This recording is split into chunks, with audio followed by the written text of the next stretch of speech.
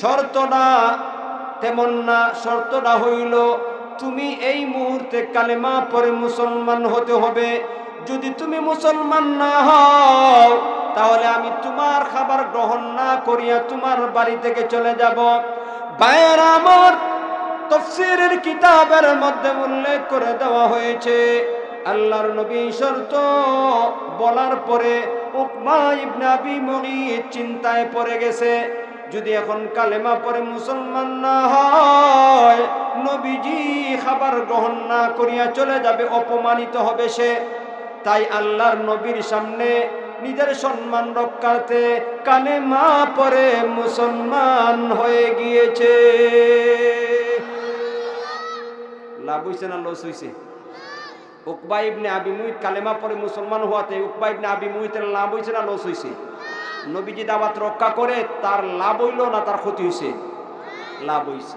নবীজি খাবার খেয়ে চলে আসলেন। শর্ত ইদা ফাতা শর্ত ফাতাল মাশরুত, শর্ত যদি না পাওয়া যাইতো তিনি না খেয়ে চলে যাইতেন। যেহেতু উকবা ইবনে আবি মুইত আল্লাহর নবীর শর্ত পুরা করেছে, সুতরাং আল্লাহর নবী খাবার গ্রহণ করেছেন। সুবহানাল্লাহ। নবীজি খাবার গ্রহণ করিয়া চলে গেলেন। ওইদিকে উকবা ইবনে আবি মুগীতের আরেকজন বন্ধু ছিল, নামটা স্মরণ আসেনি? আরেকটা নামের কথা বলেছিলাম, সেই নামটা বলেন আপনারা। হ্যাঁ, উবাই ইবনে খালফ। মারহাবা, কয়েকজন ভাইয়ের নাম স্মরণ আছে। এটাই হচ্ছে আসল বিষয়, কারণ স্মরণ রাখতে হবে। এই যে উবাই ইবনে খালফ তার ঘনিষ্ঠ বন্ধু ছিল।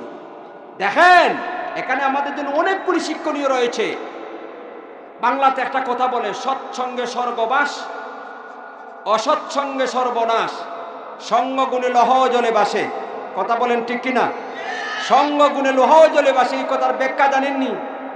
এই কথার ব্যাখ্যা হইল, লোহা দেখবেন পানির মধ্যে ছেড়ে দিলে তলায়া যায়, পানির নিচে চলে যায়। কথা বলেন ঠিক কিনা? লোহাকে পানিতে ছেড়ে দিলে পানির উপরে বাসে না নিচে চলে যায়?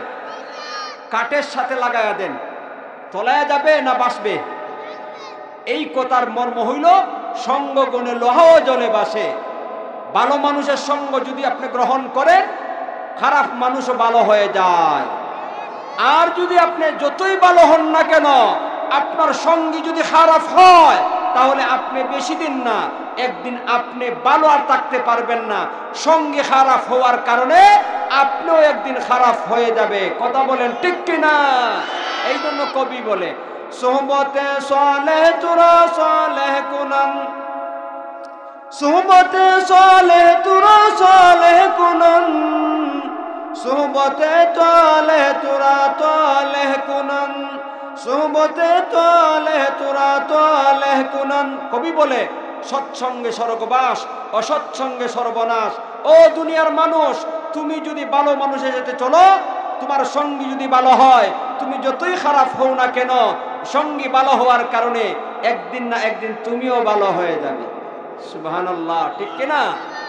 আর তুমি যতই নামাজি হও, রোজাদার হও, আল্লাহওয়ালা হও, তোমার সঙ্গী যদি সুদখোর হয়, বেনামাজি হয়, তাহলে বেশি দিন না। নামাজি আল্লাহওয়ালা বেশি দিন না। কথা বলেন না কেন? ঠিক না বেঠে? বেশি দিন না, দেখবেন একদিন আপনিও বেনামাজি হয়ে যাবেন। লক্ষ্য করে দেখেন, ঘটনার মধ্যে শিক্ষণীয় রয়েছে। আল্লাহর নবী দাওয়াত খেয়ে চলে গেলেন। উকবা ইবনে আবি মুগীত কালেমা পড়ে মুসলমান হয়েছে। তার ঘনিষ্ঠ বন্ধু উবাই ইবনে খালফ জানতে পারলো তার বন্ধু উকবা ইবনে আবু মুগীত, উকবা ইবনে আবি মুগীত কালেমা পড়ে মুসলমান হয়েছে। সহ্য করতে পারে নাই খারাপ শয়তান। কথা বলেন, শয়তান আল্লাহওয়ালা বুজুর্গদেরকে দেখতে পারে না। শয়তান সমাজের মধ্যে যারা শয়তান, মানুষের মধ্যে শয়তান আছে না নাই? এই মানুষ রূপীয় শয়তান দেখবেন আলেম উলামাদেরকে সহ্য করতে পারে না। মানুষ রূপী শয়তান মসজিদ মাদ্রাসা সহ্য করতে পারে না। ওই হুজুররা খালি খায় আর ঘুমায়, দেশটাকে নষ্ট করতেছে, খাফরের দাম বাড়াইতেছে। কথা বলেন না কেন? এমন কুলাঙ্গার আল্লাহর জমিনে আছে না নাই? আপনাদের এলাকার মধ্যে না থাকতে পারে, বিভিন্ন এলাকার মধ্যে আমি দেখছি। আল্লাহওয়ালা বুজুর্গ উলামায়ে কেরামদেরকে দেখলে চুলকানো শুরু হয়ে যায়।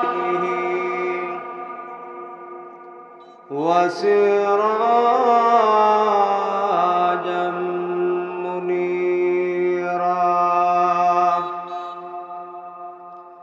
আম্মা বা'দু ফাকাদ ক্বালা আল্লাহু তাআলা في كلامه المجيد وفي فرقان الحميد أعوذ بالله من الشيطان الرجيم بسم الله الرحمن الرحيم يوم يعض الظالم على يديه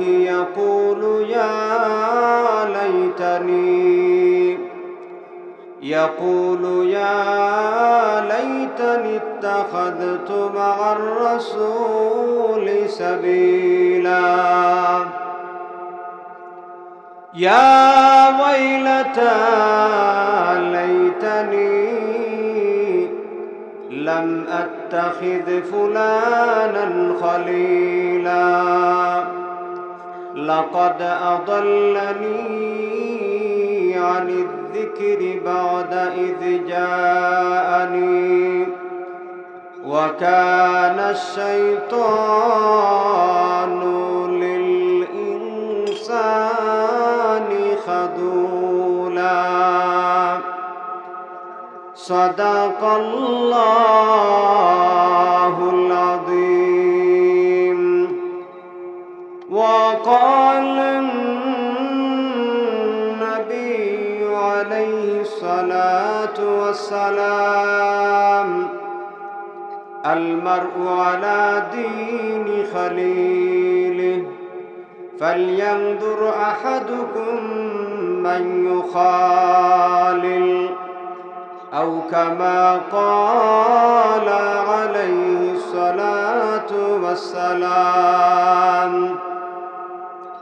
وصدق رسوله النبي الكريم ونحن على ذلك لمن الشاهدين والشاكرين والذاكرين والحمد لله رب العالمين صلى الله على سيدنا ومولانا محمد وعلى آله وأصحابه وسلم صلى الله على سيدنا ومولانا محمد وعلى آله وأصحابه وسلم بلغ العلا بكماله كشف الدجى بجماله حسنت جميع خصاله صلوا عليه وآله لا إله إلا الله لا إله إلا الله جورج راوت برايا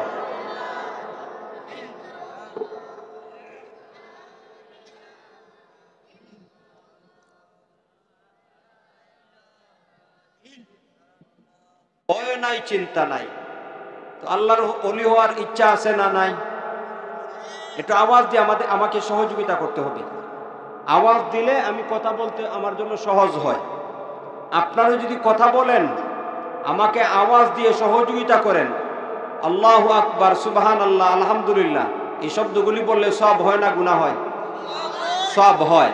এই জন্য আপনাদেরও সব হবে। আর এই শব্দগুলো উল্লেখ করলে একটু আওয়াজ যা বললে আমার কথা বলতে সুবিধা হবে। আমার সুবিধা হবে, এটা আপনারা চাননি? কে কে চান না? হাত তুলা দেন চান দেখি। আপনারা চান না? অনেকে হাত উঠাইছেন না, বেশি অর্ধেক হাত উঠাইছেন না। তার মানে আপনারা আমার সুবিধা করে আপনারা চান। আল্লাহ আপনাদেরকে কবুল করেন। এটা হলো কোরআনের মাহফিল। কিসের মাহফিল ভাই? কোরআনের মাহফিল। কোরআন আল্লাহর কালাম। কার কালাম? আল্লাহ রাব্বুল আলামিন আমাদেরকে দুনিয়াতে পাঠিয়েছেন। এই দুনিয়াতে ছিলাম না আর থাকতেও পারবো না। ইচ্ছা হোক অনিচ্ছায় হোক দুনিয়া ছেড়ে আমাদের সবাইকে চলে যেতে হবে, ঠিক নেই? মৃত্যুবরণ করতেই হবে। এটা আল্লাহর পক্ষ থেকে অলঙ্ঘনীয় বিধান। এই বিধানকে কেউ লঙ্ঘন করতে পারবে না। সুতরাং এই দুনিয়ার মধ্যে আল্লাহ আমাদেরকে পাঠিয়েছেন।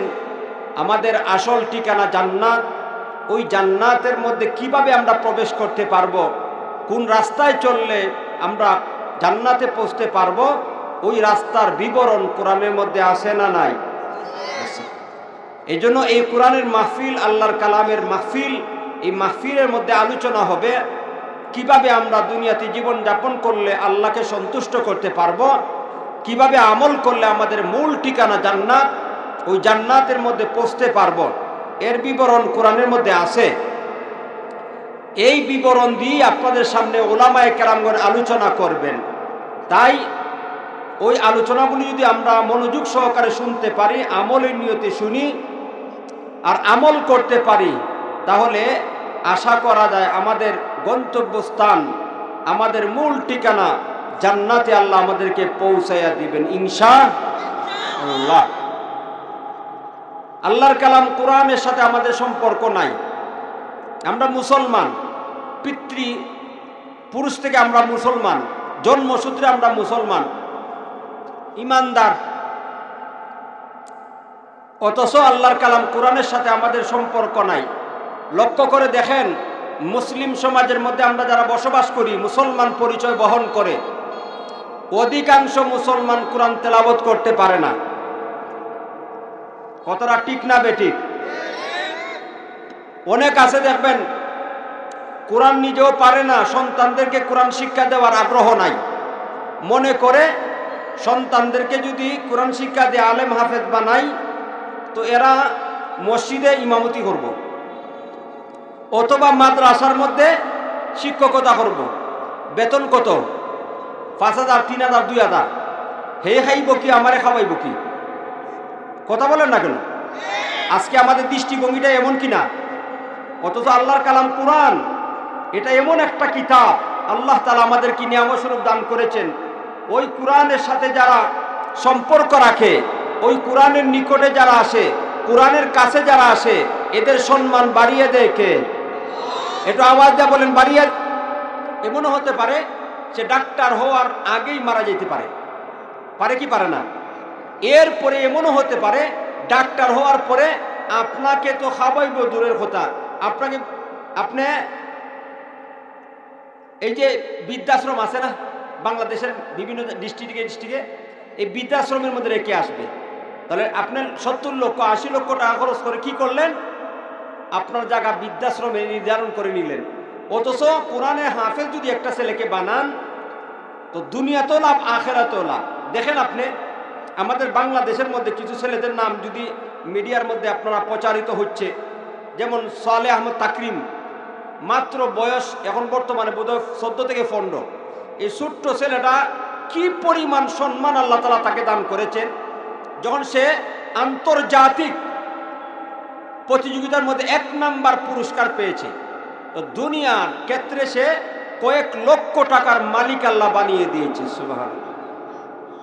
আর বাংলাদেশে আসার পরে বাংলাদেশ সরকার এবং বিভিন্ন সংগঠন থেকে অনেক অনেক টাকা পেয়েছে। কল্পনা করা যায় না। তাহলে আপনি কোরআন শিক্ষা করলে ঠগে না জিতে? কথা বলেন, একটা মানুষ কোরআন শিক্ষা করলে ঠগে না জিতে? ফকিনি হয়ে যায় নাকি? 3000 টাকা 5000 টাকার বেতনে চাকরি করবে, সেই খাবে কি, আপনাকে খাওয়াইবে কি? আমাদের দৃষ্টিভঙ্গি চেঞ্জ করার দরকার, ঠিক কিনা বলেন? আমাদের দৃষ্টিভঙ্গি যদি পরিবর্তন না করি, তাহলে দেখছেন তো ফিলিস্তিনের অবস্থা, দেখছেন তো আপনারা লেবাননের অবস্থা। ফিলিস্তিন লেবানন শেষ করে এখন সিরিয়ার মধ্যে তারা আক্রমণ শুরু করে দিয়েছে। কথা বলেন ঠিক কিনা? ও মুসলমান, আর বেশি দিন দূরে না, যদি মুসলমানের মধ্যে মুসলমান জাগ্রত না হয়, তাহলে এই লেবানন আর ফিলিস্তিনের মতন বাংলাদেশের অবস্থাও হবে। কথা বলেন ঠিক কিনা? এই জন্য মুসলমান জাগ্রত হতে হবে। আরে মুসলমান তো এক সময় এমন ছিল যে মুসলমানের হুঙ্কারে আপনি বেঈমান কাফেররা লেজ গুটিয়ে গর্তে প্রবেশ করতে বাধ্য ছিল। আজকে মুসলমান দুর্বল হয়ে গেছে, মুসলমান ঘুমিয়ে গিয়েছে, মুসলমান তার ঐতিহ্য তার ইতিহাস ভুলে গেছে। এজন্য মুসলমান ঘুমিয়ে থাকলে চলবে না, আর ঘুমানোর সময় নাই, এখন জাগ্রত হতে হবে। ঈমানের বলে বলিয়ান হয়ে হুঙ্কার দিতে হবে, বাতিলের বিরুদ্ধে সংগ্রাম করে জীবন দেওয়ার প্রয়োজন হলে জীবন দিতে হবে। কথা বলেন ঠিক কিনা? ও যুবক, আর দুনিয়ার রঙিন স্বপ্ন দেখার তোমার টাইম নাই। এখন তোমাকে ইসলামের জন্য প্রস্তুতি গ্রহণ করতে হবে। হয়তো খেলাফত নয়তো শাহাদত। কথা বলেন ঠিক কিনা? হয়তো আল্লাহর জমিনের মধ্যে আল্লাহর আইন বাস্তবায়ন হবে, না হয় আমার জীবন দিয়ে আল্লাহর দ্বীনের জন্য শহীদ হব, শাহাদত বরণ করব। শাহাদত বরণ যদি করতে পারি, একটুকু আমাদের লস হবে না। আল্লাহ তাআলা কোরআনুল কারীমে জানিয়ে দিয়েছেন, লা তাহসাবান্নাল্লাযীনা কুতিলু ফী সাবিলিল্লাহি আমওয়াত। ও মুসলমান, যেই সমস্ত লোকেরা যুদ্ধের ময়দানে বেঈমান কাফেরদের বিরুদ্ধে যুদ্ধ করে শাহাদত বরণ করে, তোমরা এদেরকে শহীদ মনে করিও না, মৃত মনে করিও না। ওরা মৃত নয়, বাল আহইয়াউন ইনদা রাব্বিহিম ইরযাকুন। ওই সমস্ত শাহাদত বরণকারী আল্লাহর প্রিয় বান্দারা আল্লাহর নিকটে জীবিত। সুবহানাল্লাহ বলে। ভাইরা আমার, এই আয়াতের তাফসীরের মধ্যে মুফাসসিরিনে কেরামগণ লেখছেন, একটা মানুষ, একটা মুসলমান যখন আল্লাহর দ্বীনের জন্য জীবন দিয়ে শাহাদত বরণ করে, সঙ্গে সঙ্গে আল্লাহ তার রূহটাকে জান্নাতের সবুজ একটা পাখির ভিতরে ঢুকায় দেয়। আর ওই সবুজ পাখি ওই শহীদের রূহটাকে বহন করে জান্নাতের মধ্যে বিচরণ করে। সুবহানাল্লাহ। জান্নাতের যেটাই মনে চায় সেটাই বিচরণ করে, আর জান্নাতের ফল ফলাদি এবং নিয়ামত ভোগ করতে থাকে। সুবহানাল্লাহ বলেন। তাহলে কি মনে করেন, আল্লাহর দ্বীনকে জমিনের মধ্যে প্রতিষ্ঠিত করার লক্ষ্যে যদি জীবন দিয়ে শহীদ হতে হয়, আপনারা জীবন দিয়ে শাহাদত বরণ করতে তৈরি আছেন তো? ইনশাআল্লাহ। আল্লাহ আমাদেরকে কবুল করেন। ভাইয়েরা আমার, আমি বলতেছিলাম আল্লাহর কালাম কোরআনের মাহফিল। এটা আজকে অবাক লাগে, মুসলমান যাত্রা গানের আয়োজন করলে অভাব নাই। কথা বলেন না কেন? কোরআনের মাহফিল, মানুষ নাই। এই এলাকার মধ্যে কি কয়েকজনই বসবাস করেন? হ্যাঁ, যাত্রা গানের আয়োজন হইলে এই মাঠের মধ্যে আপনি জায়গা দিতে পারতেন না। টিকিট, যদি টিকিট কাটেন 100 টাকা করে টিকিট, 100 টাকা দিয়ে টিকিট ক্রয় করে আপনি উপস্থিত হইত। অথচ আল্লাহর কালাম কোরআনের মাহফিল কয়জন আইছেন আপনারা? বাড়িতে যারা বৈশা রয়েছে, ওদের কি মৃত্যু হবে না? কথা বলেন, ওদের মৃত্যু হবে কি হবে না? সুতরাং আমি আমার তেলাওয়াত করা আয়াতের মধ্যে ঢুকার পূর্বে আমার ওই সমস্ত মুসলিম ভাইদেরকে বলছি, আল্লাহর আদালতের মধ্যে আসামির কাঠ করে দাঁড়াইয়া জবাবদিহি করতে হবে। আল্লাহ জিজ্ঞেস করবে, ও মুসলমান, তোমার এলাকার মধ্যে আমার কালাম কোরআনে মাহফিল হয়েছিল, আর নাইবে নবী একজন আলেম মাইক্রোফোন দিয়ে লাউডস্পিকার দিয়ে তোমাকে আহ্বান করেছিল আমার কালাম কোরআনে মাহফিলের মধ্যে শরীক হওয়ার জন্য, উপস্থিত হওয়ার জন্য। কই তুমি তো উপস্থিত হও নাই, তখন জবাব দেওয়ার জন্য তৈরি থাকেন। তোরা খাবে কি খাবে না? তাই আপনি আমার ভাই, মুসলমান ভাই, আমি চাই না আপনার ক্ষতি হোক। আপনাকে বিনীতভাবে অনুরোধ করে বলছি, যারা গড়ে বাড়িতে বসা আছেন, দোকানপাটে বসা আছেন, আর ওদিকে মেলা বসাইছে, একটা সমস্যা। প্রত্যেকটা জায়গার মধ্যে গিয়ে দেখলে ধর্মীয় মাহফিল, আপনি একদিকে মাহফিল হয় আর ওইদিকে মেলা বসে। এই যে কতক্ষণ আগে, ভাই কথা বলবেন না, কথা বলবেন না, এই যে কতক্ষণ আগে একটা মাহফিলে কথা বলেছি, মাগরিব থেকে এসা পর্যন্ত, আপনি মাহফিলে যে কয়জন লোক তার কয়েক গুণ বেশি মেলার মধ্যে। এই জন্য এই মেলার মধ্যে যারা বসেন, দয়া করে তাদেরকে আমি বলছি, আপনারা ওখানে মূল্যবান সময়টা নষ্ট করবেন না। আল্লাহর কালাম কোরআনে মাহফিলে আসেন, বসেন, যদি শেষ পর্যন্ত বসতে পারেন, আল্লাহ তাআলার কাছে মাহফিলটা কবুল হয়, তাহলে আপনার এই মাহফিলটাই নাজাতের কারণ হতে পারে। ঠিক কিনা ভাই বলেন? হতে পারে। এই জন্য আমরা কাল বিলম্ব না করে সবাইকে আমি উদাত্ত আহ্বান জানাচ্ছি, আমার মুসলমান ভাইদেরকে, আমার মাইকের আওয়াজ যাদের কান পর্যন্ত পড়ছে, সবাই আমরা চলে আসি। আল্লাহর কালাম কোরআনের মাহফিল, কোরআন থেকে আলোচনা হবে। আল্লাহর কালাম কোরআন, এই কোরআনের সম্মান মর্যাদা অনেক বেশি। এই পৃথিবীর মধ্যে যত গ্রন্থ রয়েছে, সমস্ত গ্রন্থের মধ্যে সেরা গ্রন্থ হলো আল কোরআন। এই কোরআনের কাছে আসেন, কোরআনের আলোচনা শুনেন, কোরআনকে গ্রহণ করেন। কোরআন এটা সম্মানের মাপকাঠি। এই কোরআনকে যারাই গ্রহণ করেছে, এই কোরআনের গ্রহণ করার কারণে আল্লাহ তাআলা দুনিয়ার মধ্যে তাদের সম্মান বাড়িয়ে দিয়েছেন, এবং এই কোরআনেই কিয়ামতের দিন সুপারিশ করিয়া আল্লাহর তৈরি জান্নাতে পৌঁছাইয়া দিবে। সুবহানাল্লাহ।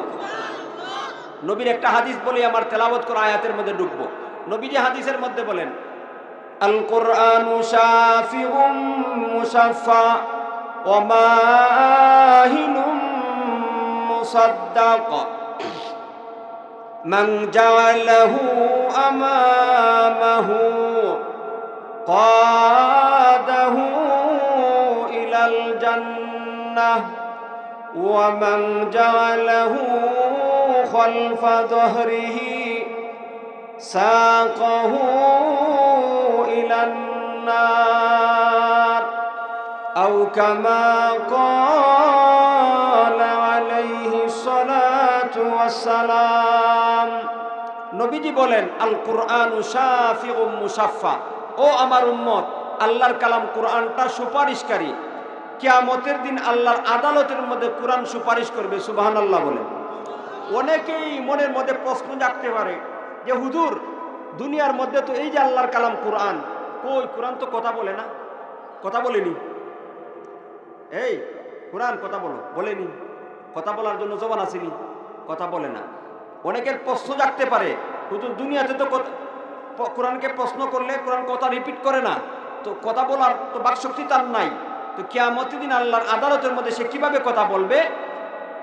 এই প্রশ্নের জবাবে উলামায়ে কেরামগণ বলেন, দুনিয়ার মধ্যে অনেক জিনিস আছে যারা দুনিয়াতে কথা বলে না, কিয়ামতের দিন আল্লাহ এই সব জিনিসগুলিকে বাকশক্তি দান করবেন, কথা বলার জবান দিবেন, তারা কথা বলতে সহজ হবে, কথা বলতে পারবে। সুবহানাল্লাহ বলেন।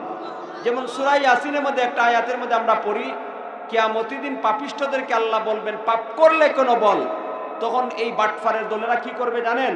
দুনিয়ার মধ্যে তো বাটফারি করেছে, আল্লাহর আদালতের মধ্যে বলবে, আল্লাহ আমি পাপ করছি না, নাউযুবিল্লাহ বলেন।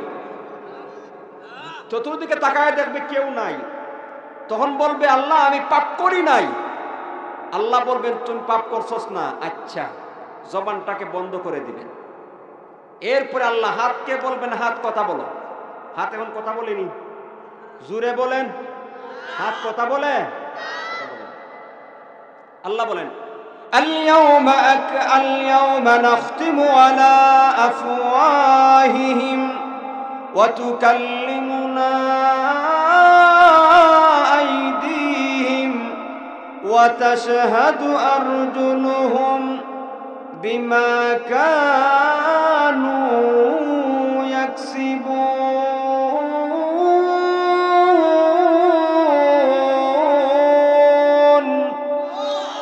আল-ইয়াওমা নাখতিমু আলা আফওয়াহিহিম। আল্লাহ বলেন আমি জবান বন্ধ করে দেব, জবানকে বন্ধ করে দেব। অতুকাল্লিমুনা আইদিকুম, বান্দা তোমাদের হাত আমাকে বলে দেবে, হাতের দ্বারা কোন জায়গায় কখন কিভাবে পাপ করেছো। ওয়াতাশহাদু আরজুলুহুম, তোমার পা সাক্ষী দিবে, আল্লাহ আপনার দেওয়া পা দ্বারা আমাকে অমুক অমুক জায়গার মধ্যে গুনার কাজের মধ্যে ব্যবহার করেছে। হাত পা গুলির জবান দুনিয়াতে আসেনি? এই হাত পা কথা বলে? বলে না। কিন্তু আল্লাহর আদালতের মধ্যে আপনাকে যখন আসামির কাঠ করে দাঁড় করানো হবে, এই হাত এবং পা আল্লাহর আদালতের মধ্যে আপনার বিরুদ্ধে সাক্ষী দিবে। নাউযুবিল্লাহ বলেন। ভাইরা আমার, এই জন্য কোরআনের যদিও জবান নাই, কিয়ামতের দিন হাদিসের কিতাবের মধ্যে উল্লেখ করে দেওয়া হয়েছে, আল্লাহর নবী বলেন এই কোরআনকে একটা জবান দেওয়া হবে, ওই কোরআন তখন কথা বলবে। আল্লাহর নবী বলেন আল্লাহর আদালতের মধ্যে দুনিয়ার জীবনে যারা কোরআনকে গ্রহণ করেছে, কোরআন শিক্ষা করেছে, কোরআনের উপর আমল করেছে, ওই সমস্ত লোকদের ব্যাপারে সাক্ষী দিবে আল্লাহ আপনার এই সমস্ত বান্দারা আমি আপনার কালাম কোরআনকে গ্রহণ করে কোরআনের মজলিসের মধ্যে, কোরআনের মাহফিলের মধ্যে উপস্থিত হয়েছিল, আলোচনা শ্রবণ করিয়া আমল করেছে, তাদের জন্য আমার আপনার আদালতের মধ্যে তাদের পক্ষে আমার সুপারিশ কবুল করেন। সুবহানাল্লাহ। নবীজি বলেন আল কুরআনু শাফিউম মুশাফফা ওয়া মাহিলুম মুসাদ্দাক।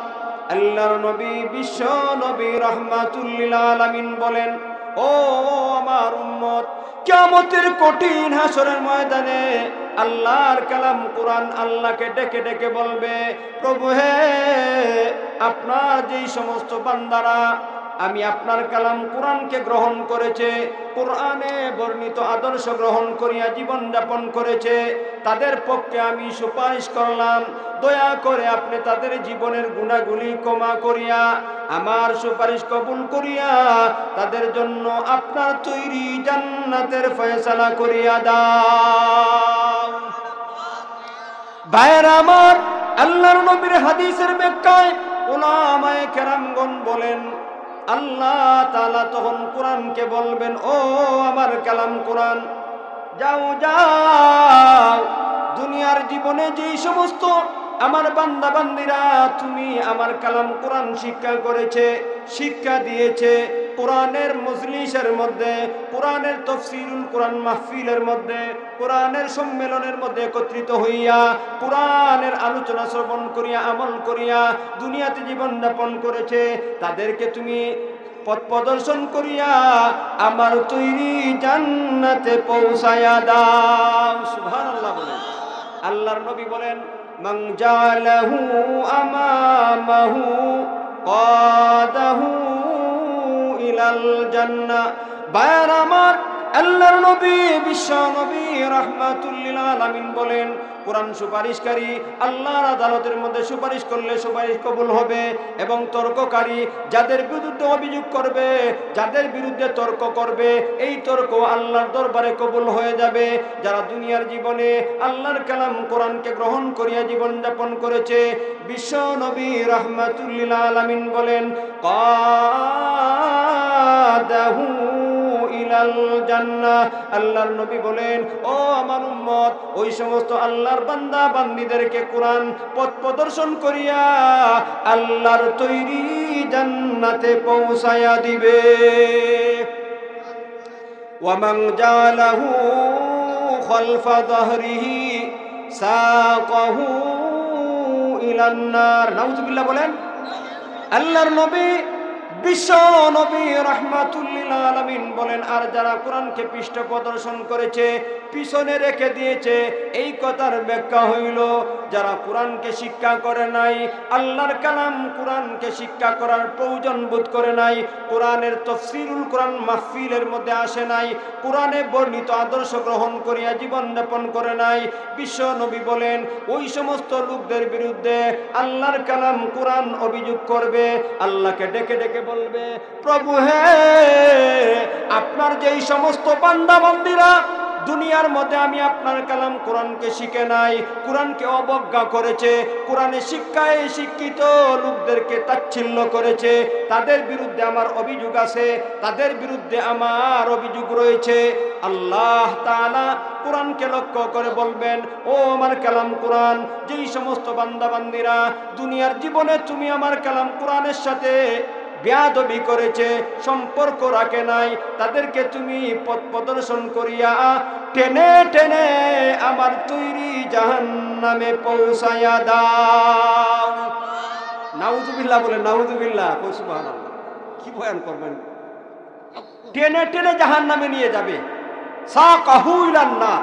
নবীজি বলেন, আল্লাহ কোরআনকে বলবেন, যা, যারা তোর সাথে সম্পর্ক রাখে নাই, হাসরের ময়দানে এদেরকে বের করে এনে টেনে টেনে জাহান্নামে ফেলে দে। নাউযুবিল্লাহ বলেন। এই জন্য আল্লাহর কালাম কোরআনের মাহফিল ভাই, এটার সাথে বিয়াদবি করা যাবে না।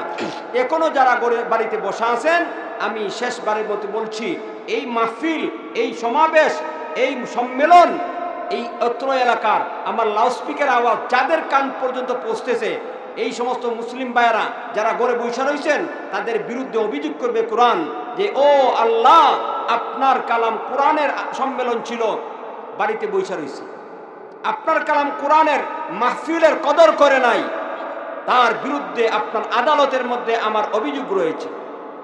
এই জন্য দোরা খেতে হবে ভাই, আল্লাহ তাআলা হেফাজত করেন।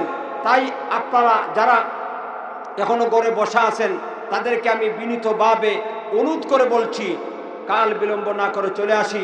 আল্লাহ আমার সমস্ত মুসলিম ভাইদেরকে মাহফিলের মধ্যে এসে কোরআন সুন্নাহর আলোচনা আমলের নিয়তে শ্রবণ করা তৌফিক দান করেন। এবার আসুন, আমি যে আয়াতখানা তেলাওয়াত করেছি, তেলাওয়াত করা আয়াতের মধ্যে সংক্ষিপ্ত আলোচনা, এখানে লম্বা আলোচনা নাই, লম্বা আলোচনা করার সুযোগও নাই। হ্যাঁ, আমাদের মেহমানরা চলে আসছেন, উনারা আলোচনা করবেন আপনাদের সামনে। তো যেহেতু ছোট্ট 3খানা আয়াত তেলাওয়াত করেছি, হিফজুল কোরআন, যারা হাফিজ সাহেব যেই কোরআন পড়ে হাফিজ হয়, ওই কোরআনকে হিফজুল কোরআন বলে। ওই কোরআনের মধ্যে একটা সুন্দর সিস্টেম আছে, এক একটা পারার মধ্যে 20টা করে পৃষ্ঠা থাকে। কয়টা পৃষ্ঠা? 20 পৃষ্ঠা। তো হিফজুল কোরআনের 19 নম্বর পারার প্রথম পৃষ্ঠার সূরা ফুরকানের 26, 27, 28 এই 3খানা আয়াত আমি আপনাদের সামনে তেলাওয়াত করেছি। নবীজির হাদিসের ভান্ডার থেকে মাত্র ছোট্ট একটা হাদিস তেলাওয়াত করেছি। আয়াত এবং হাদিস, ওই তেলাওয়াত করা আয়াত এবং হাদিসের মাথা হাতে সম্পৃক্ত রেখে একটু আলোচনা করব যে আয়াতের মধ্যে আল্লাহ কি বলছেন, নবীজি হাদিসের মধ্যে কি বলেছেন, আমরা আমলের নিয়তে শুনবো। রাজি আছেন তো ইনশাআল্লাহ? আল্লাহ তাআলা আমাকে ইখলাসের সাথে আমলের নিয়তে এবং আপনাদের সবাইকে আমলের নিয়তে আল্লাহ কথা বলা, শোনা, বুঝার তৌফিক দান করেন। ভাইরা আমার, আমি যে 3খানা আয়াত তেলাওয়াত করেছি খেয়াল করে শুনেন। আল্লাহ বলেন, ওয়ায়াউমা ইয়াগাদুদ যালিমু আলা ইয়াদাইহি ইয়াকুলু ইয়া লাইতানি ইত্তাখাযতু মা'আর রাসূলি সাবিলা ইয়া ওয়াইলাতা লাইতানি লাম আত্তাখিদ ফুলানান খলিলা লাকাদ আদাল্লানি আনিয যিকরি বা'দা ইয জাআনি ওয়া কানা আশ-শাইতানু লিল ইনসানি খাযুলা। আয়াতের মর্ম বুঝার আগে এই আয়াতের সাথে সম্পৃক্ত একটা ঘটনা আছে, একটা গল্প আছে।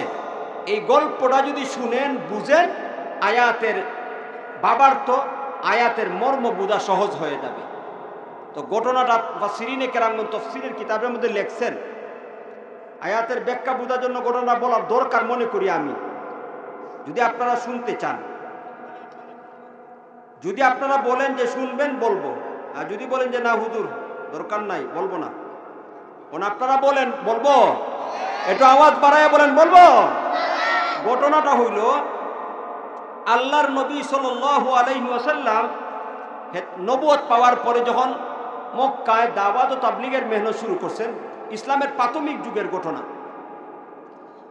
মক্কার অধিকাংশ মানুষই মুশরিক।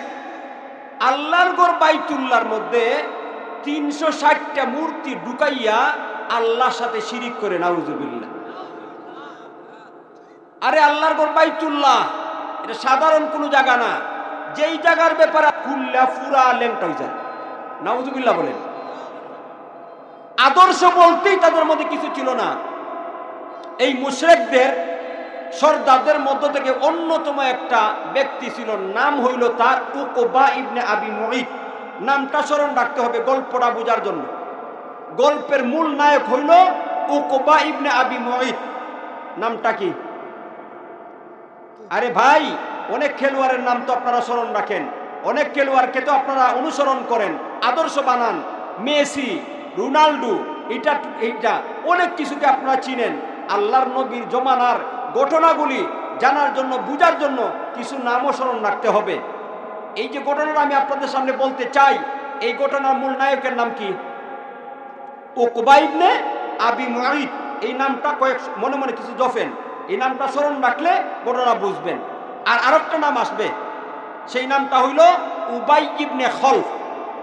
মূল নায়কের নাম উকবা ইবনে আবি মুঈত, আর আরেকটা নাম আসবে গল্পের মধ্যে, সেই নামটা হইল উবাই ইবনে খলফ। উবাই ইবনে, এই দুইটা নাম স্মরণ রাখতে হবে গল্পটা বুঝতে হলে। পুরা কাহিনী, পুরা ঘটনাটা, যেই ঘটনার পরিপ্রেক্ষিতে আমার তেলাওয়াত করা তিনখানা আয়াত আল্লাহ নাজিল করেছেন।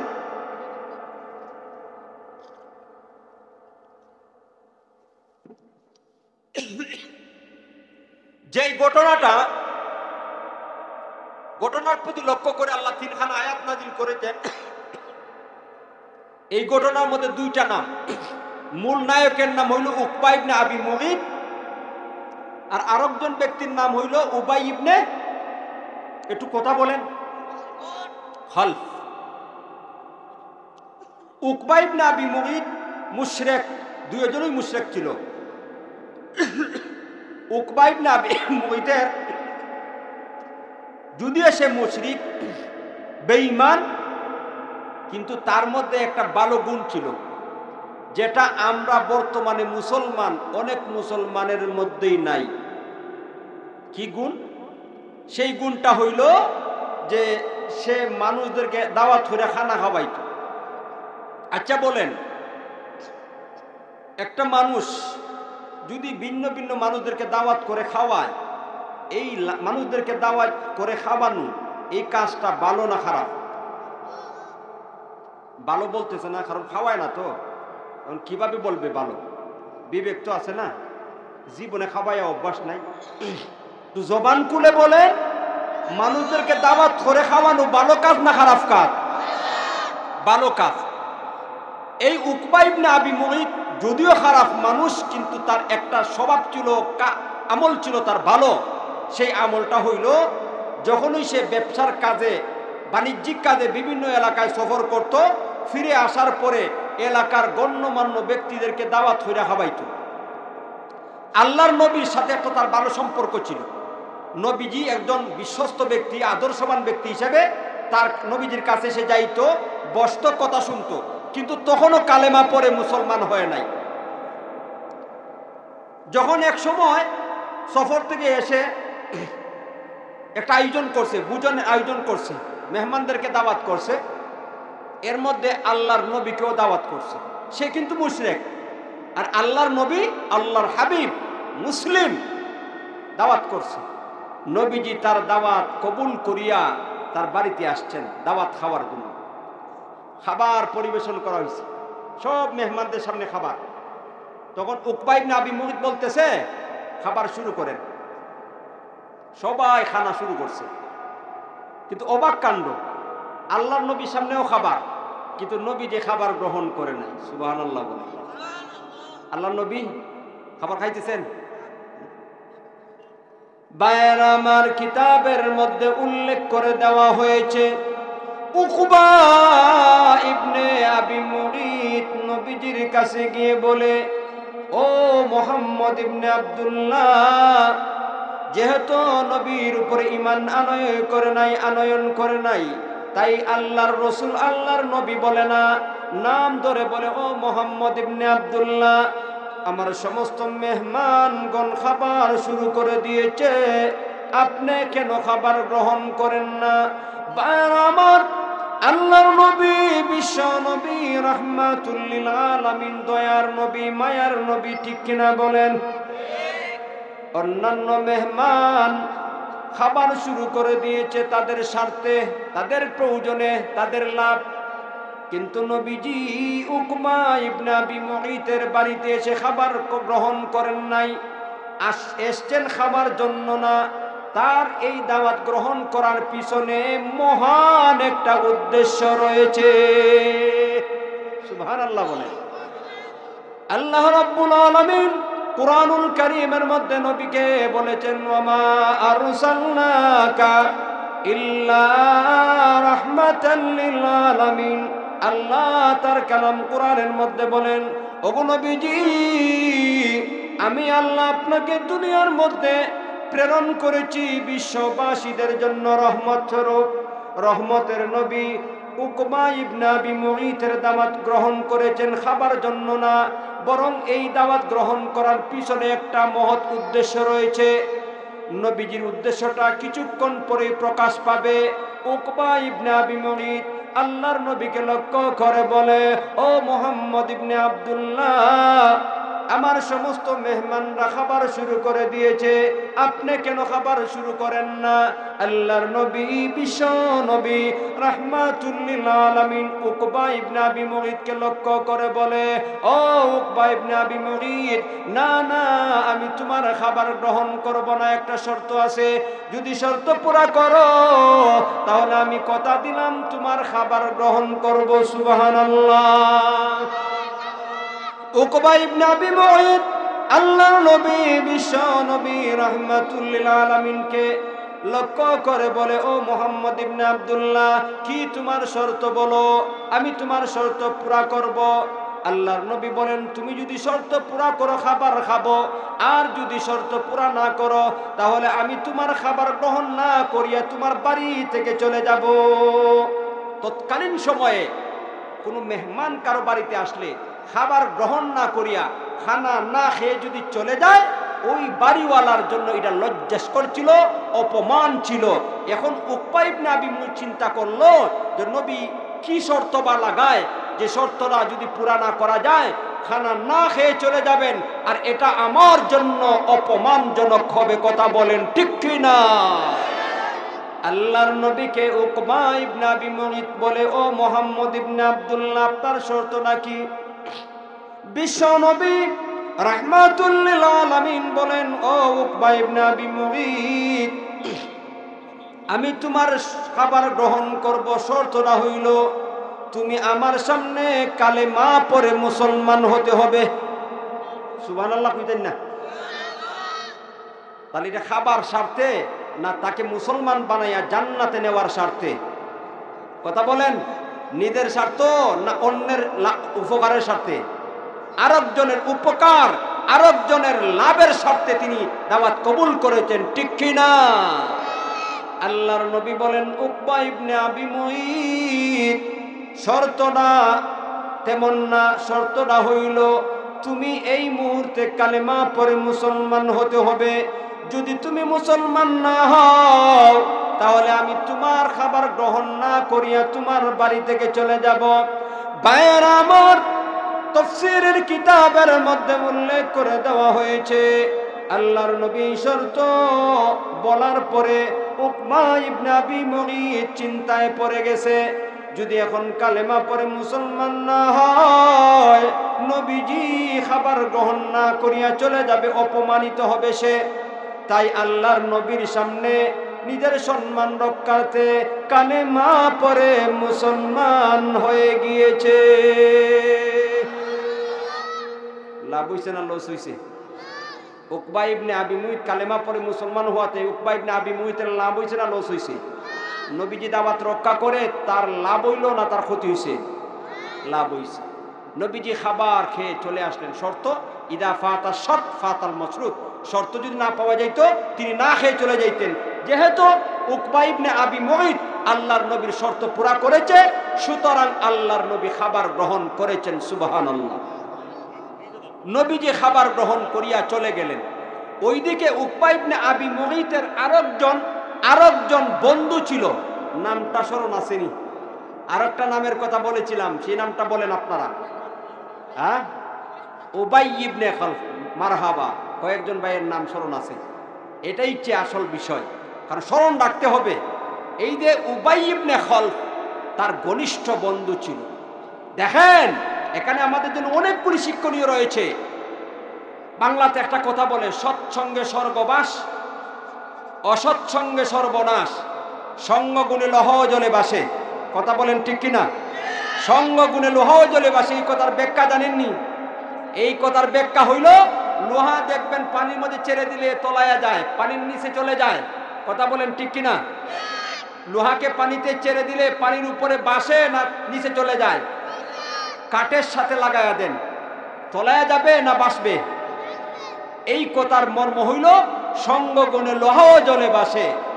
ভালো মানুষের সঙ্গ যদি আপনি গ্রহণ করেন, খারাপ মানুষও ভালো হয়ে যায়।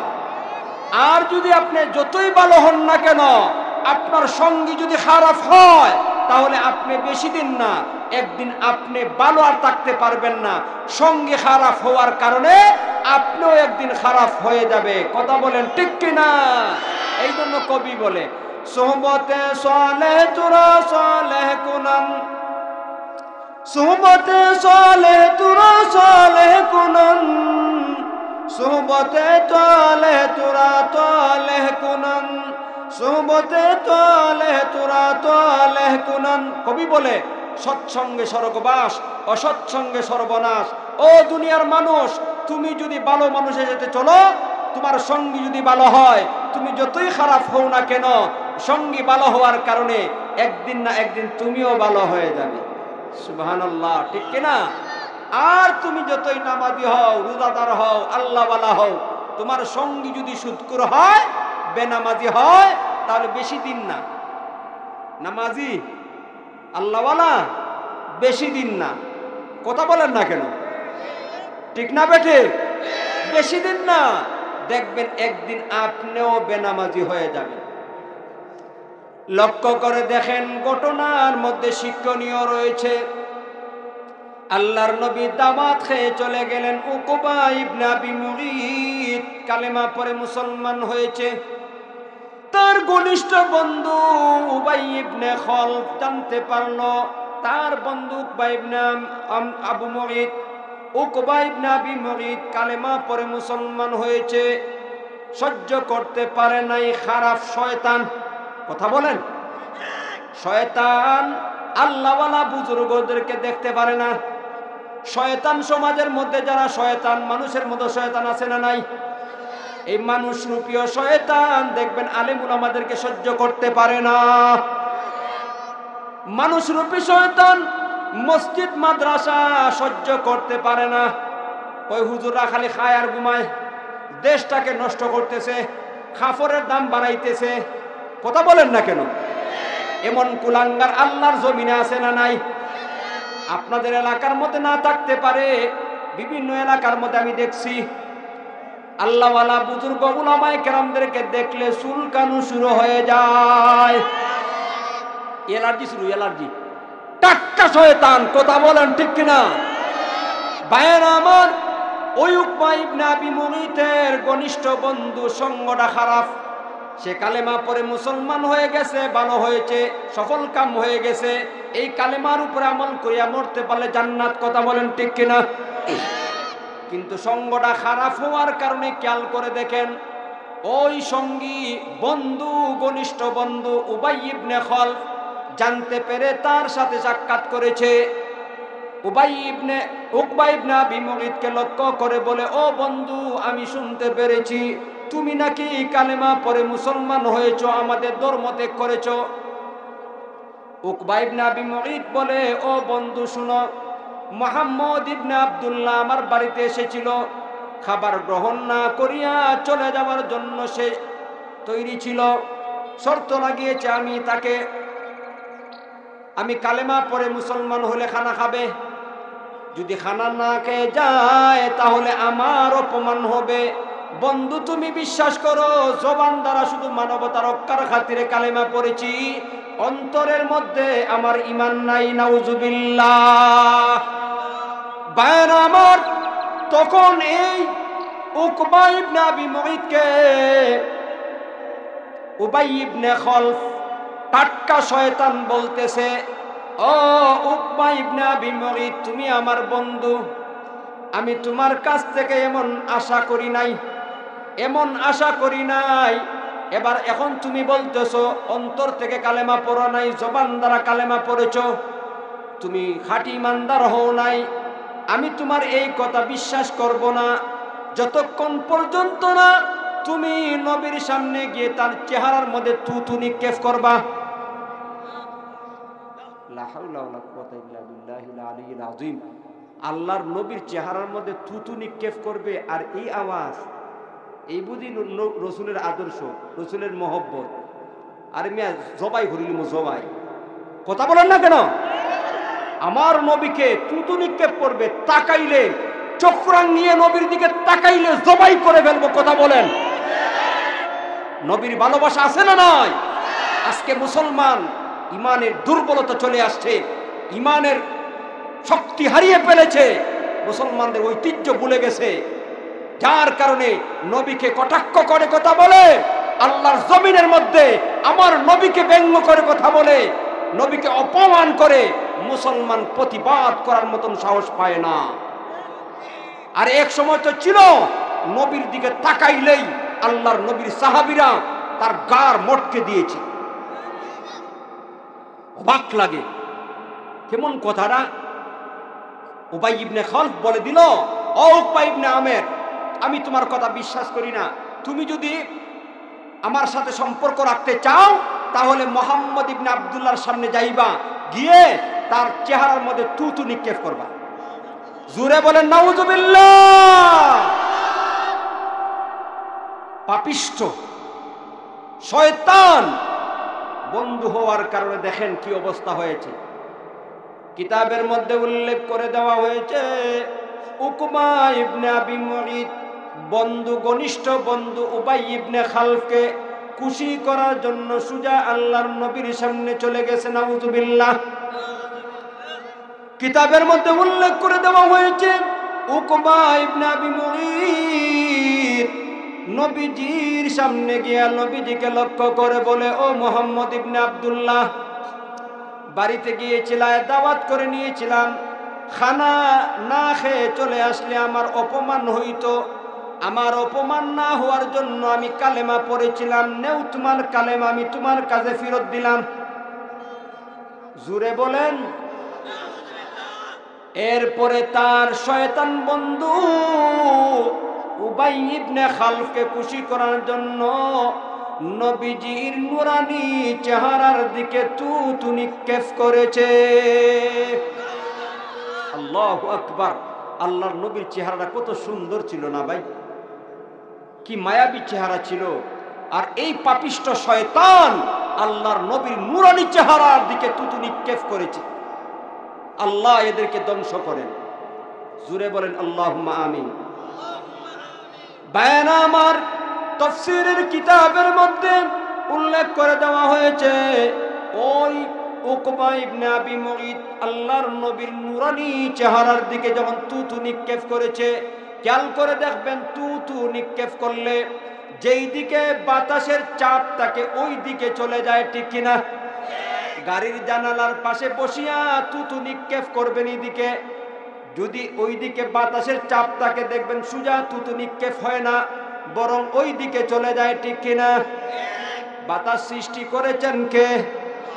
এই কাফের বেঈমান আল্লাহর নবীর নুরানি চেহারার মধ্যে থুতু নিক্ষেপ করবে, আর এই থুতু নবীজির চেহারার মধ্যে পড়বে, আল্লাহ সহ্য করবনি। না না, কিছুতেই আল্লাহ সহ্য করবেন না। ভাইয়েরা আমার, কিতাবের মধ্যে উল্লেখ করে দেওয়া হয়েছে, উকবা ইবনে আবি মুঈত যখন থুতু নিক্ষেপ করেছিল, আল্লাহ বাতাসকে আদেশ করে দিলেন, ও বাতাস, তার জবান থেকে যেই থুতু নিক্ষিপ্ত হয়েছে ওই থুতুটা তুমি আমার হাবিবের নুরানি চেহারার মধ্যে নিক্ষেপ না করিয়া ওই থুতুটা তার চেহারার মধ্যেই তুমি নিক্ষেপ করো। বাতাস প্রচন্ড বেগে তার মুখ থেকে বের হওয়া থুতু আবার তার চেহারার মধ্যে লাগছে, ঠিক কিনা বলেন? এতে আপনারা খুশি না বেদার? এই বেঈমান কাফেরের থুতু তার চেহারার মধ্যে পড়ে গেল, এতে আপনারা খুশি না বেদার? আল্লাহর নবীকে হেফাজত করেছেন কে? আল্লাহর নবীর নুরানি চেহারার মান সম্মান রক্ষা করেছেন কে? তাফসীরের কিতাবের মধ্যে উল্লেখ করে দেওয়া হয়েছে, ওই থুতু যখন উকবা ইবনে আবি মুঈতের চেহারার মধ্যে নিক্ষিপ্ত হয়েছিল, এরপরে সঙ্গে সঙ্গে ওই চেহারাটা জ্বলে ছাই হয়ে গেছে। আল্লাহু আকবার বলেন। মৃত্যু পর্যন্ত ওই চেহারার মধ্যে এই থুতুর দাগ রয়েছিল। আল্লাহর এই পাপিষ্ঠ শয়তানকে সাহাবায়ে কেরাম বদরের যুদ্ধে জাহান্নামে পাঠিয়ে দিয়েছিল। উপযুক্ত পুরস্কার পেয়েছে সে বদরের যুদ্ধে, যেই যুদ্ধের মধ্যে মুসলমানদের সংখ্যা ছিল 313 আর বেঈমান কাফেরদের সংখ্যা ছিল সহস্রাধিক। কথা বলেন ঠিক কিনা ভাইয়েরা আমার? আর উবাই ইবনে খালফ উহুদের যুদ্ধে আল্লাহর নবীর সাহাবীরা তাকে জাহান্নামের টিকিট কাটিয়ে পাঠিয়ে দিয়েছেন। আল্লাহু আকবার বলেন। দুনিয়া খতম, দুই শয়তান দুই যুদ্ধের মধ্যে দুনিয়া ছেড়ে চলে গেছে, শেষ, কাহিনী শেষ। কথা বলেন না কেন? ঘটনা শেষ? না না, দুনিয়ার বিষয় শেষ হয়েছে, আখিরাতের অবস্থা উল্লেখ করিয়া আল্লাহ আয়াত নাজিল করেছেন। সুবহানাল্লাহ। আল্লাহ রাব্বুল আলামিন বলেন ওয়ায়াউমা ইয়াগাযুয যালিমু আলা ইয়াদাই ইয়াকুলু ইয়া লাইতানি ইত্তাখাযতু মা'আর রাসূলি সাবিলা ইয়া ওয়াইলাতা লাইতানি লাম আত্তাখিয ফুলানান খালিলা লাকাদ আদাল্লানি আনিয যিকরি বা'দা ইয জাআনি ওয়া কানা আশ-শাইতানু লিল ইনসানি খাযুলা। আল্লাহু আকবার বলেন। ভাইয়েরা আমার, ওই দুইজন কাফের বেঈমান মুশরিক শয়তান আল্লাহর নবীর সাথে বেয়াদবিমূলক আচরণ করার কারণে দুনিয়ার মধ্যে তাদের পরিণতি হয়েছে। এক শয়তানকে মুসলমানরা বদরের যুদ্ধে জাহান্নামের টিকিট কেটে জাহান্নামে পাঠিয়ে দিয়েছে, আর এক শয়তানকে উহুদের যুদ্ধে মুসলমান যোদ্ধারা জাহান্নামের টিকিট কেটে জাহান্নামে পাঠিয়ে দিয়েছে। দুনিয়া শেষ, আখিরাতে তাদের অবস্থা কেমন হবে? রব্বে করিম আমার তেলাওয়াত করা আয়াত নাজিল করিয়া গোটা দুনিয়ার সমস্ত মুসলমানদেরকে, সমস্ত মানুষদেরকে জানায় দিলেন, ও দুনিয়ার আমার বান্দা বান্দিরা, যারা আমার নবীর সাথে বেয়াদবি করেছে তাদের পরিণতি কেমন হবে আখিরাতে, আমি আল্লাহ আমার কুরআনুল কারীমের আয়াত নাজিল করিয়ে জানিয়ে দিলাম। আল্লাহ বলেন ওয়ায়াউমা ইয়াগাযুয যালিমু আলা ইয়াদাই। আল্লাহ রাব্বুল আলামিন বলেন ওয়ায়াউমা, ইয়াউম দ্বারা উদ্দেশ্য হলো কিয়ামতের দিন। বায়ান আমার, ইয়াউমুন শব্দের ব্যাখ্যা কিয়ামতের দিন। আল্লাহ রাব্বুল আলামিন বলেন ইয়াগাযুয যালিম, জালিম মানে মুশরিক। ইয়াউমা ইয়াগাযুয যালিমু আলা ইয়াদাই। আল্লাহ রাব্বুল আলামিন বলেন, ও দুনিয়ার বান্দা বান্দিরা, এই জালেম উকবা ইবনে আবি মুগীত, উবাই ইবনে খালফ আমার নবীর সাথে বেয়াদবি করেছে, এই কারণে তাদের পরিণতি কিয়ামতের দিন কেমন হবে? এই বেঈমান কাফেররা তাদের হাত কনুসহ হাত দ্বারা কর্তন করে কেটে কেটে খেয়ে ফেলবে। নাউযুবিল্লাহ বলেন। ভাইয়েরা আমার, হাত খেয়ে ফেলবে, কোন পর্যন্ত নিজের হাত কেটে কেটে দাঁত দ্বারা কেটে কেটে খেয়ে ফেলবে। ফাসিরিনে কেরামগণ বলেন, হাত কোন পর্যন্ত খাওয়ার পরে আবার পুনরায় আল্লাহ হাতটাকে বানায়া দিবেন। এভাবে কিয়ামতের ময়দানে হাত কেটে কেটে আক্কেপে খেয়ে ফেলবে, আর বলবে ইয়াকুলু ইয়া লাইতানি ইত্তাখাযতু মা'আর রাসূলি সাবিলা। আল্লাহ রাব্বুল আলামিন বলেন, ওই বেঈমান কাফেররা আক্কেপ আর আফসোস করিয়া হাত কর্তন করে খেয়ে ফেলবে, কর্তন খেয়ে ফেলবে, আর বলবে হায় আফসোস, আমি কেন নবীর সঙ্গী হইয়া হেদায়েতের পথে পরিচালিত হইলাম না। 2 নম্বর আয়াতের মধ্যে তেলাওয়াত করা আয়াতের মধ্যে আল্লাহ রাব্বুল আলামিন বলেন, ওই বেঈমান কাফের মুশরিকরা বলবে ইয়া ওয়াইলাতা লাইতানি লাম আত্তাখিদ ফুলানান খলিলা।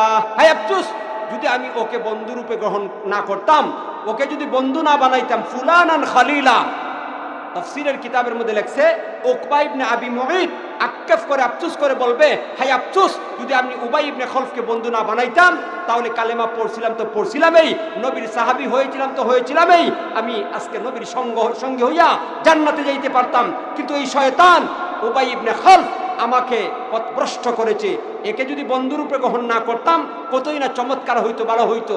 3 নম্বর তেলাওয়াত করা আয়াতের মধ্যে আল্লাহ তাআলা বলেন, তখন সে আক্ষেপ করে বলবে লাকাদ আদাল্লানি আনিয যিকরি বা'দা ইয জানি। আমার কাছে জিকির এসেছিল। জিকিরের অনেকগুলি তফসির আছে, এর মধ্যে একটা তফসির হইল আমার কাছে কোরআন এসেছিল, আর এক ব্যাখ্যা আমার কাছে নবী এসেছিলেন দাওয়াত দিয়ে, ওই দাওয়াত গ্রহণ করেছিলাম, গ্রহণ করার পরও এই শয়তান নামীয় বন্ধুর কারণে আমাকে পথভ্রষ্ট করে ফেলেছে। শয়তান মানুষদের বড় মারাত্মক প্রতারক, ঠিক কিনা? এই হইল আমার তেলাওয়াত করা আয়াতের মর্ম। আল্লাহ তাআলা কিয়ামতের বিভীষিকাময় অবস্থার বিবরণ দেওয়ার পাশাপাশি যারা কুরআন এবং হাদিস উলামায়ে কেরাম নবী নায়েবে নবীদের বিরুদ্ধে ষড়যন্ত্র করে এবং তাদের বিরুদ্ধে আচরণ করে, তাদের বিরোধিতা করে, তাদের পরিণাম প্রতিফল এটাই হবে যেটা আমার তেলাওয়াত করা আয়াতের মধ্যে আল্লাহ উল্লেখ করে দিয়েছেন। ভাইরা আমার, এই আয়াত থেকে শিক্ষণীয় বিষয় হলো আমরা মুসলমান, আমরা আমাদের ধর্ম ইসলাম, ইসলামের ধর্মগ্রন্থ কোরআন, এই কোরআনের শিক্ষায় শিক্ষিত যারা উলামায়ে কেরাম, এদের প্রতি বিদ্বেষ পোষণ করা যাবে না, এদের সাথে হিংসা রাখা যাবে না, এদেরকে উলামায়ে কেরাম শ্রদ্ধা করতে হবে, ভালোবাসতে হবে, মহব্বত করতে হবে। কারণ যার সাথে যার মহব্বত তার সাথে তার কিয়ামত, ঠিক না? আলেমদের সাথে যদি আমাদের মহব্বত থাকে তাহলে আলেমদের সাথে আমাদের হাসর হবে।